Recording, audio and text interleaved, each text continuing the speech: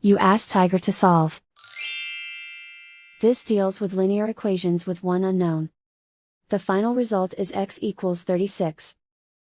Let's solve it step by step. Simplify the expression. Expand the parentheses. Simplify the arithmetic. Group all x terms on the left side of the equation. Subtract 4x from both sides. Group like terms. Simplify the arithmetic. Group like terms. Simplify the arithmetic. Group all constants on the right side of the equation. Add 8 to both sides.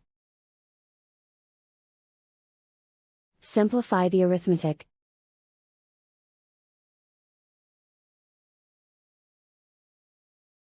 Convert the x into a positive number.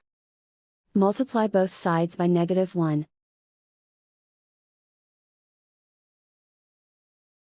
Remove the ones. Simplify the arithmetic. And so the final result is x equals 36.